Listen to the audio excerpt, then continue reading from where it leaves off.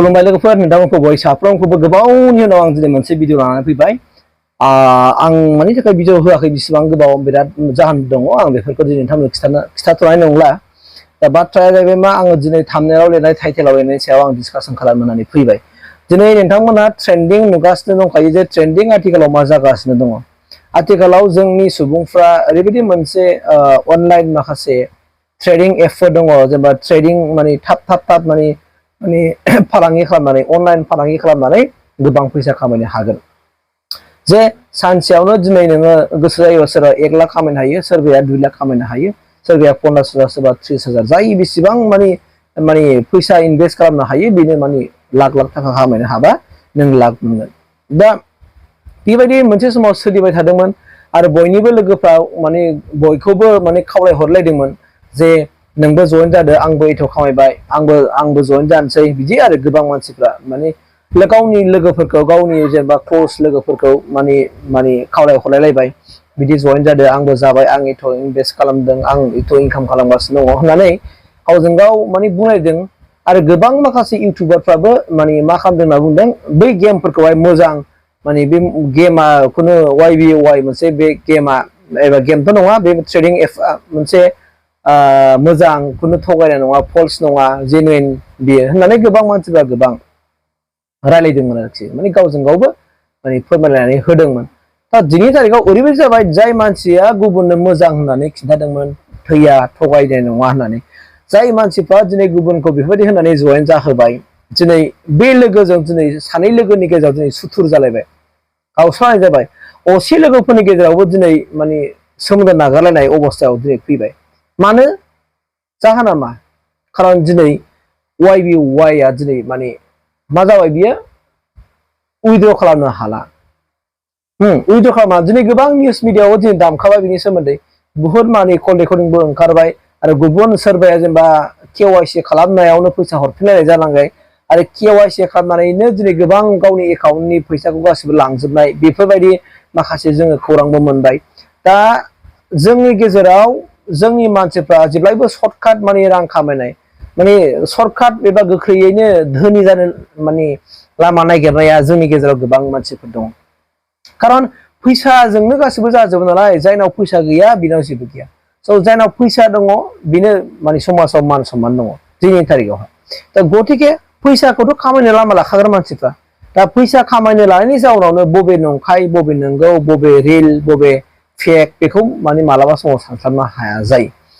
दा दिनैनि तारिखावहाय जों नुदों माखासे गोबां माखासे मानसिफ्रा दोनदोंमोन माने गोबां मानसिफ्राबो आंनि एसे लोगो हिसाबै फ्रेन्डलि हिसाबै जेनेबा आंखौबो गोबां मानसिफ्रा बुंहरदोंमोन लोगोफ्रा आरो नोंबो गोसो जायोबा जादो दे आरोना खामानि गोसो जायोबा जादो बेफोर आरोना स' आं माने र' होननानै आं नेदों आरोखि ना खारन बेबायदि सिगां माबा खनथाम फैबायनो माबा फैबायनो बुहुत फैबाय गोदो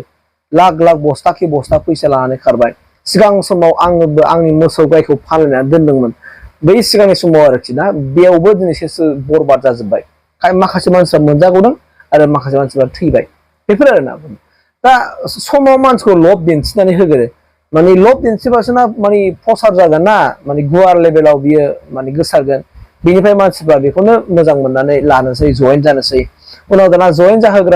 जाग्रानि गेजेरावहाय दावराव दावसिबो जानोसै दाङा बाजिबो जानोसै माने बुलाय सोलायबो जानोसै आरो बिदियावनो गोबां घटना जानानै थाङा नङा थाङो आरो दा आंनि भिडिअ बानायनाय गुबै उद्देश्यआ बेसो जों गोबां भुगिबोबाय अनलाइन ट्रेडिं एप बा बेफोरबायदि माखासे कम्पानिनि गेजेरजों जों गोबां भुगिबोबाय नाथाय गोबां मानसिफ्रा दिनै न'खरफ्राबो सिलिंखार जालांबाय गोबां जेनेबा असम बाहुमुखि होननाय मोनसे बिदिनो मोनसे बेंकबो फैदोंमोन खोमा सिगाङाव बिदिबो जादोंना आं गोबां खोनाबाय बुहुत बुस्थु दै बुहुत दा जोंनि मानसिफ्रा जों खोब सांग्रां जानांसिगौ दाना थारैनो बबे बुस्थुआ माब्रै मानसिखौ माने लब दिन्थिनानै मानसिखौहाय जेनेबा इन्टारेस्ट लाबोहोनोसै बिनि गेजेराव माने बिसास बोसोरनैखौ बिसासाव लाहोबोनोसै सासे सानै मानसिया जाग'नोसैबो आरो लास्टबाराव बै जाग'नाय फैसायानो लास्टबाराव जिर' जाफिनजोबजानोसै दा बेफोरबायदि खाहानिफ्रा जोंनि गेजेराव गोबां दंसै दा बेनिखायनो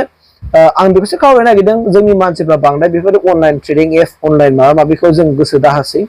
जों गावनि बिखानि थैखौ दै खालामनानै माने खस्थ' खालामनानै मावनानै इनकाम खालामनानै न'खर संसारखौ दानो नाजादो नङाबा गावनि गेजेरावनो गावनि लोगोफोरनि गेजेरावनो बेस्ट फ्रेन्डनि गेजेराव मालाबा सुथुर जालायनाय फैगोन थाखाफोर नकसान खालामनानै होलायलायोबा लस जालायोब्ला दा बेबायदिनो नायदो नोंथांमोना दिनै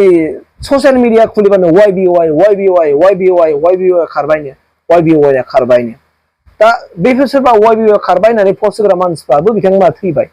बुहुत मानसि थैबाय आरो सोरबा हमजानाय बेफोरबायदि रादाबबो जों मोनबाय आरो सिगां समाव मोनसे वाइ बेखौ माने आसाम पुलिसनिफ्राय माबा मोनसे खालामनाय बन्द खालामनाय मानाय बिदि मोनसे नटिसबो ओंखारदोंमोन दा बेखौबो फेक होननानै जों मोनथिदोंमोन दा बबे फेक बबे रिल जों दा फालिफा हमनो हाया जाबाय ओंखायनो आं बेखौनो साबधान होनो नागिरदों